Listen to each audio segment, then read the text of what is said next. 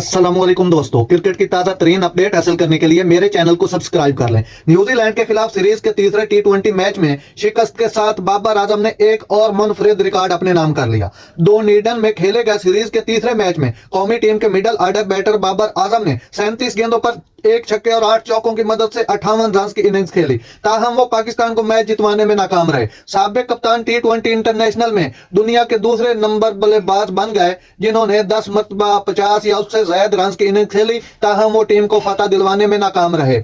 इस फहरिस्त में भारत के विराट कोहली का दूसरा नंबर है, जिन्होंने 11 मरतबा 50 या इससे ज्यादा स्कोर किया, लेकिन टीम मैच जीतने में नाकाम रही। कबल अजी कीवीज तीसरे टी20 मैच में पहले बैटिंग करते हुए मुकर्ररा 20 ओवर में 224 रन बनाए। जवाब में कौमी टीम महज 179 रन बनाकर हिम्मत हार गई और यूं सीरीज में मुसलसल तीसरी शिकस्त का मुंह देखना पड़ा। सीरीज के इब्तदाई तीनों मैचों में बाबर आजम ने निफ्ट सेंचुरियां स्कोर की, ताहम वो टीम को कामयाबी से हमकिनार करवाने में नाकाम रहे। नाजरीन, ऐसी बार वक्त खबरें सुनने के लिए मेरे चैनल को सब्सक्राइब कर लें। अल्लाह हाफिज।